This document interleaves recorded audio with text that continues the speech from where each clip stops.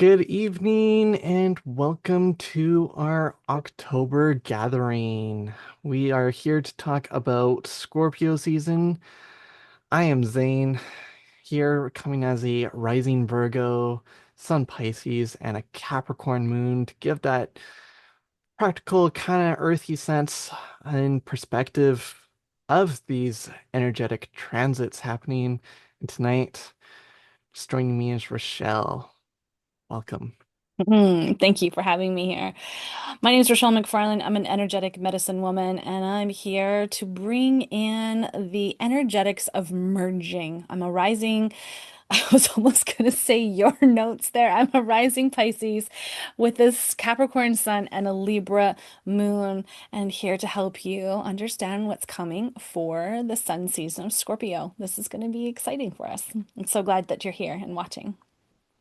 Yes. So, without further ado, Scorpio season. What is coming up in Scorpio season? Even though it's not in Scorpio season, it's happening the day before. We do have the new moon in Libra happening on October 1st. Now, even though this isn't in directly into the into Scorpio season, it still holds that energy because it can bring in that closing sense of Libra as we continue into Scorpio season.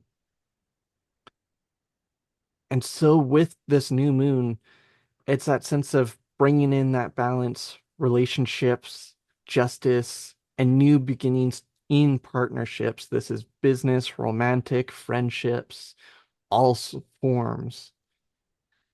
And so with this happening on that sense of ending for Libra season and that beginning of Scorpio season, it can be a powerful new moon and a powerful moon to start that closing chapter of that endings and being able to step into a new beginnings. Because sometimes we need to finish off a project and make room for a new one. And before we start that new one, ending off that project.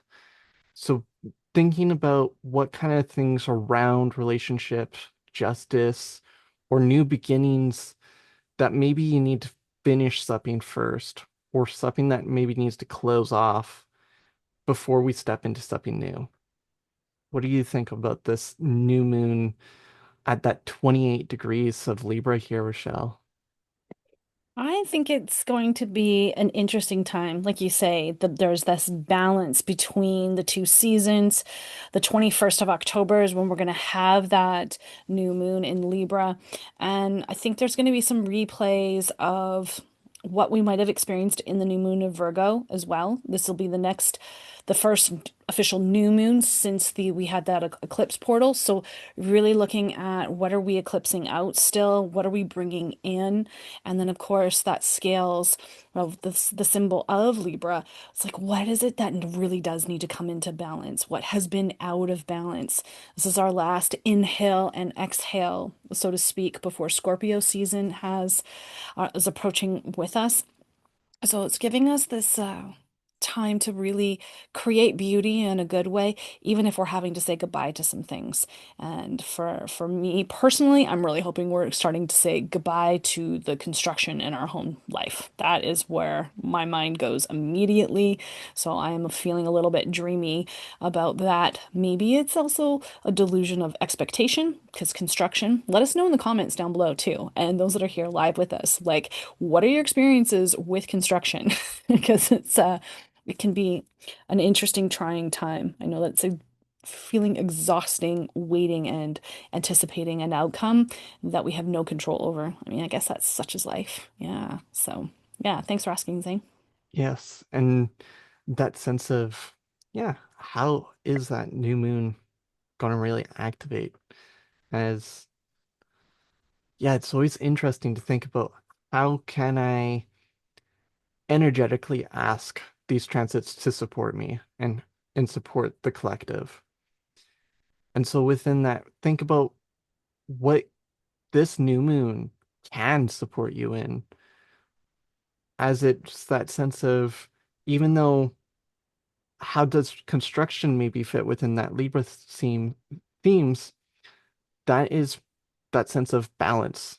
There's been that sense of construction hasn't maybe been happening here as quickly as it could have been. And so now there's that sense of balance and that starting of that chapter to come into play. Oh, for sure. And maybe construction's not happening in your life, but maybe there is a form of construction that is happening or deconstruction. So taking a moment to really see, how are we anticipating I love how you were talking about using the transits working for us and helping us to stay grounded in a way. There is some disconnect that can happen during the transits where we can feel out of sorts and out of alignment, and that's why we love to offer body tools, right, Zane? Yes. Mm, so once that's happens, this is a good time for journaling, visualization, and creating affirmations for you coming into Scorpio season, in that sense of stepping into that Scorpio season energy. And as in the background, Rochelle is coming into the background, giving me notes to read off of, is we will be sharing an affirmation with the kidney meridian later down in this recording to help support these transits, as we like to give tidbit pieces, but then also bring in a body tool to help deepen our connection with those cosmic energies that are happening around us. So then we are not floating about and barely able to grasp them. These body tools can help bring a physical connection to ourselves and to those current transits. Do we feel complete on that now? Yeah. So once that's happened, you've settled, you've journaled, the following day, October 22nd, is when the sun will move into Scorpio. And Scorpio is the sign, it's a water sign, it's fixed energy, it's symbolized by the scorpion, and the themes that it brings are depth, transformation, emotional intensity, and uncovering hidden truths. And so within this sense, hmm, what are you mouthing over there? Because I'm like these hidden truths. It's like bum bum bum. Yes, Scorpio season can offer us things that we're not expecting. They can be magical. We can set the intention for being magical, but they can also be toxic. And so allowing ourselves to have lots of capacity to hear more truths that maybe we're not ready for. Yeah. Or maybe uncovering those truths within that sense of shadow work as well, as because Scorpio can be that shadow and uncovering those shadows. And so maybe it's uncovering a truth that you are not ready to admit to yourself or face yourself within that shadow side of yourself, within that sense And it of can stepping into it. totally, and it can be the reverse too of having to help others to see it. So it Yeah. can be, again, a team effort. Every time I think about Scorpio season and the axis of Taurus and Scorpio, I think about the children being found with the residential schools, and that was a couple of years ago now. And each time that that comes, I think about that creation, what's been hidden in the earth, what's been hidden in the waters, and only go exploring if you're actually ready. There's no sense of having to go faster than necessary, but truly I think there's going to be some things that are going to be coming further into the collective. We've already been starting to see it when it comes to the truth of wellness, connection, resources, and the choices that we're making. Mhm. Yes. Mm, a way that we can work with the transits and the sense of maybe help highlight where we should be focusing the Scorpio energy in our day-to-day life, we can come to our own personal chart. And by looking at our chart, we can see where it's highlighting. And the way that we find that is by looking at the houses, the system that we call the houses, and finding where Scorpio sits in those houses. Now we got 12 different houses, and each house has a different meaning. And so this is going to be a quick rapid fire overview of what these houses mean. And it's a quick few topics to each house. So grab your journal if you like to journal and take notes, as here we're about to rapid fire them. So the first house is about self and how you show up. The second house is money and resources. Third is about communication, short travel, and education. The fourth house is home and family. Fifth is creativity and children. The sixth house is health and daily routines. The seventh is relationships, contacts, and marriage. Eighth is transformation and shared resources. This also is dreams as well.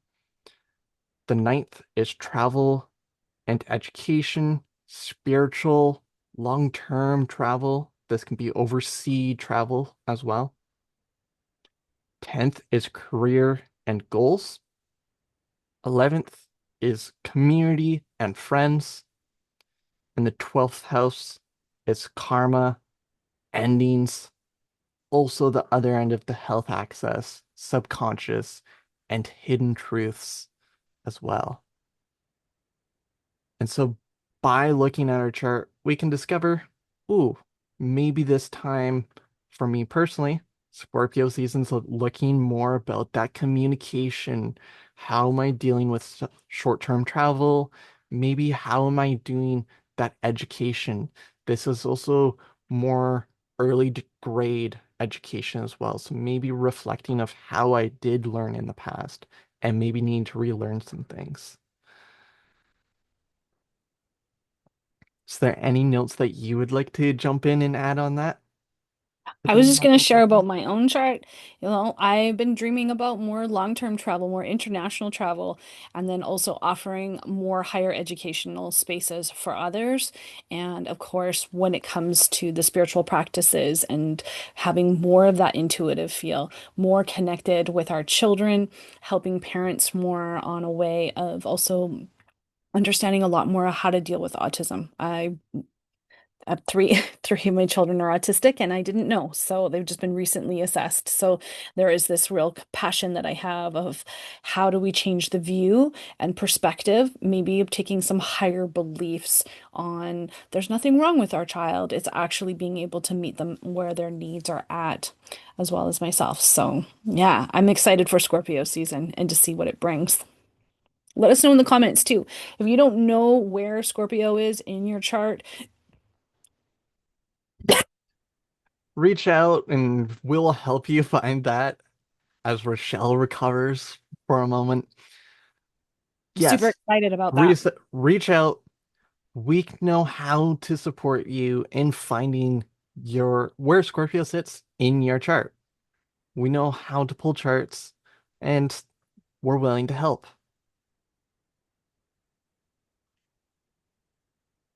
On that note, let's check in with our group that's here with us on the in live and in person, being able to help them and support them, noticing where Scorpio is, let them ask some questions, and so that we can also provide answers. If you want to be a part of this group, check the link in our bio, or Zane, when you upload this to YouTube, there'll be a link there where you can join us for our November class where we'll be talking about Sagittarius season.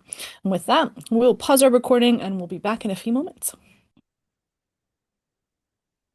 Welcome back. We after our check-in there with our live audience, part of the things that we kind of covered were how to work with these moons a little bit more is you can do the same formula that we did with the sun of looking at what house it's in and being able to activate it a little bit more. And that kind of comes into play a little bit more when we look at the full moon, as we have the sun and the moon in opposing axes within the chart. And the full moon that we have coming up during Scorpio season is the Taurus full moon happening on November 5th. And this Taurus new moon or Taurus full moon, Taurus is about grounding, stability, and embodying those values and stepping it into your values. And so that sense of the full moon, it's about releasing, being able to let go and mm, being able to, yeah, step into that new sense and being able to release the old so then you can be ready for the new. Kind of that extra sense of that new moon that we're talking about earlier in the recording. But this one is really, truly focused on that sense of what can I release, let go of, and be ready to set new intentions coming up. And so within this sense, we can be focused on that releasing stability and grounding, and that can seem like a fearful thing of I don't want to be ungrounded. I don't want to be in unstable ground or unstable ground or don't want to be unstable, but maybe it's that sense of letting go of what feels stable right now, so then you can get something that's stronger and being able to reinforce a sense of stability. In order to reinforce it, we might need to let go of what currently is. What do you think about this full moon here, taking this practical sense of maybe this emotional energy, watery feeling that we're getting from Scorpio, and Taurus bringing in that grounded earthiness into this season now? Hmm. Well, it's happening almost in the middle of the signs, with it happening around 13 degrees. Immediately, I want to do the numerology. 1 and 3 makes 4, and the day energy is a 7 energy. So I'm like, dude, we really got to physically be present in the physical realm, letting go of maybe things that we, as you were talking about, that brought us comfort. Maybe it's material items that we're needing to let go of, doing a purge, getting ready for winter as well, because this is that really the depths of autumn that we'll be in. So noticing what is dying, notice what we can celebrate when it comes to ancestry, when it comes to our rituals, our beliefs as well. So maybe it's time to do a refresher on our belief systems. What do we value? And maybe we're valuing the things that are weighing us down. So take an inventory. What things have you not been using? I will be doing a major purge again with this construction happening and the tree falling on our house back in the spring. It has really helped me to see the material things that I'm like, oh, but I might use this. And so I need to really reevaluate that. And it's feeling hard because some of those things are to deal with my children's childhood. Some of the things are also to deal with my own childhood. So, how can we create abundance when we're hanging on to too much clutter? That is where my mindset is. And I've noticed it's been a toll on my mental health. So, let us know, how's your mental health been? What are some things that you are going to also celebrate for Taurus? So, as much as we want to be shedding and releasing on full moons, it's also about this illumination, about celebrating the things we have been able to create and being able to honor our voices in a way. And I've been doing a lot more voice practice. So let us know too. How are you using your voice and what will you celebrate with this potent Taurus full moon energy on November the 5th? It'll be happening at early in the morning at 5:19 a.m.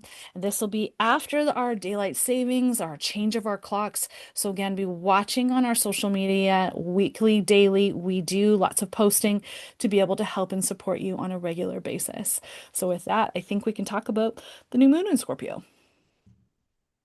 Well, this new moon in Scorpio, kind of similar themes to the Libra new moon of being at that 28 degrees, but more Scorpion energy, that Scorpio energy coming into play of more deeper emotions, that transformation, inner power, that shadow work, and bringing in that sense of elder energy and maturity within that sense of this new moon in Scorpio happening at 28 degrees again here. And so it's that sense of, yeah, what intentions can I set to then be prepared stepping into Sagittarius season?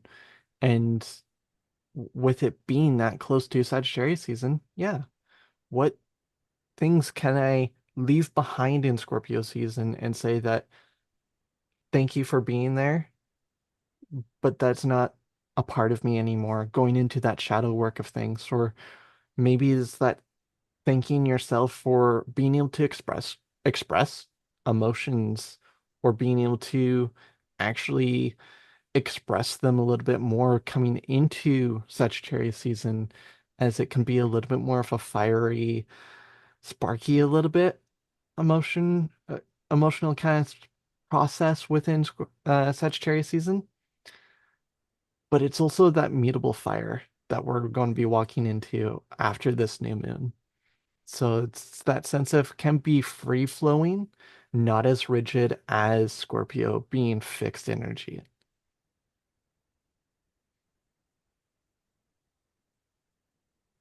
I can see that you're like maybe got something that Yeah. starting to build up in the background, so ready to Yeah, go. absolutely. Absolutely. So, just for those that are starting and are new to astrology, fixed energy can be stubborn. So, notice this shadow side of ourselves when we're setting intentions. What are we attached to, and how can we practice becoming unattached to things, especially when it comes to material things? Being able to, working with this energy, being able to honor where there is emotional baggage. So there is more room and more space for things that are going to help you let go of control, let go of the fear, being able to set this intention of reclaiming your power. Scorpio energy is in our second chakra, it's in the sacral part of the body. So if you want to put your hands just below your belly button, this is the area that you want to work with on the physical part of your body. We will be talking about a meridian in just a moment, but just even placing your hands in that area, notice what wants to be birthed out of you. Not necessarily that it have to be gender specific or anything to do with the actual biological functions of our body, but just what intentions do you want to create? What do you want to bring into the world? What do you want to create? And then being able to tune into our intuition and our inner truth. So, coming back to the body, being able to touch is a great way for us to start working more with that Scorpio new moon energy. Do you have anything else to add to that Scorpio new moon energy? Hmm. Hmm.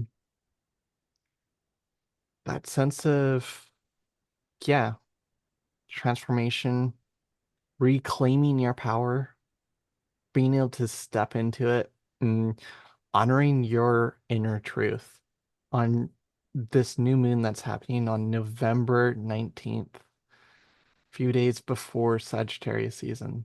Mhm. And that new moon will be happening at 10:47. So that's quite late in the evening. Know that you can work with this energy within days on either side. Generally, it's about a 3-day period on either side. So when you're watching this and you notice that maybe this is time has passed, it's okay. Just allow yourself that permission to surrender that you are right on time. With that, I think we can move into the kidney meridian and get you to bring that up. Those that are here, we will talk about this. And as Zane is starting to bring this up, what I would really like to bring forward is the kidney meridian is really great for women when they're having menstrual cramps, when their moon time feels a little bit off or really painful. There's a technique that we like to teach when it comes to our body tools, and it's called meridian walking. So, where you see the start point, which Zane brings this up, what you'll want to do is just really go slow and add extra pressure that you can handle to start to remove what I like to share with my students is an electrical and an impacting energetic sliver in a way. So we're working with the electrical system on this line. What we're going to do is you're going to start at the bottom of the foot, just where the big toe meets the flesh of the foot. It comes up along the side of the foot, does sort of like what I call like a U-turn or a cul-de-sac. It kind of is like a little bit of a roundabout just on the outside of the ankle. Comes up and through the midline all the way up into that sort of area in between that center core in the pelvic bowl. It comes up on both sides of the body, up past the belly button on either side. And then when it gets to about the nipple region, that's where it goes a little bit wider and comes up and underneath the collarbone. So when we're doing the meridian walking on this, we're pressing and holding for as long as it needs to take to feel an energetic shift. And as long as you're hydrated enough, you'll start to feel this body connection, a pulsation underneath your fingertips. You could also feel a sensation of a yawn. Gas might shift and change, or you might need to have a bio break, meaning to release and let go of any liquid or a BM, right? A bowel movement. So, with that, Zames wants to share why he was wanting to do this meridian and felt that it was going to help us through Scorpio season. Back to you, Zane. I understand. Bring it down so then I can see my notes, not accidentally share in behind pieces that we might be going on here. But the reason why I chose the kidney meridian here is because Scorpio is also a water sign. And so, and kidney is a water energy. So they're both this sense of water coming together, working together, and this emotion card within the kidney meridian is to help us bring up and express those emotions if they're not showing up, or that appreciation of the emotions and being able to regulate them and not have them go overboard within certain situations and being able to maybe reel them back and control them a little bit more if need be, or again, that part of letting them out. And so bringing up the card one more time here, so to talk about the question, the emotion here is fear, anxiety, or awe. What are your fears? Are you too worrisome or too fearless? So while you're tracing the meridian, you can be asking these questions and checking in with yourself. Is there maybe more fear and expressing the fear, or is there anxiety that's building up and starting to show up within my day-to-day life?